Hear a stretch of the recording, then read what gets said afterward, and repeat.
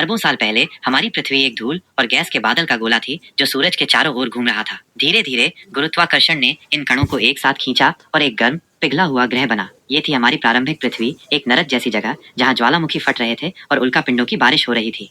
समय के साथ पृथ्वी ठंडी हुई और एक ठोस सतह बनी। ज्वालामुखी से निकली गैसों ने पहला वातावरण बनाया जो जहरीला था और जीवन के लिए अनुकूल नहीं था। फिर भी इस प्रतिकूल वातावरण में जीवन के पहले बीज अंकुरित हुए। शायद समुद्र की गहराई में या ज्वालामुखी के गर्म झरनों में सरल एक कोशिकीय जीव पैदा हुए। ये जीव प्रकाश संश्लेषण करने लगे, जिससे वातावरण में ऑक्सीजन की मात्रा बढ़ने लगी। ऑक्सीजन ने जीवन के विकास के लिए एक नया रास्ता खोला। जटिल बहुकोशिकीय जीव विकसित हुए, फिर पौधे और जानवर। समुद्रों से जीवन जमीन पर आया, जंगलों का विस्तार हुआ और डायनासोर जैसे विशाल जीव पृथ्वी पर राज करने लगे। फिर एक बड़ी आपदा आई, एक उल्कापिंड के टकराने से डायनासोर का युग समाप्त हो गया। लेकिन जीवन का चक्र रुका नहीं। छोटे स्तनधारी जीव बचे रहे और धीरे धीरे विकसित होते हुए उन्होंने पृथ्वी पर अपना प्रभुत्व जमाया। इन्हीं में से एक थे हमारे पूर्वज, जिन्होंने लाखों वर्षों के विकास के बाद आज के मानव रूप को प्राप्त किया है। आज पृथ्वी जीवन से भरी हुई है, एक नीले ग्रह के रूप में अंतरिक्ष में चमक रही है।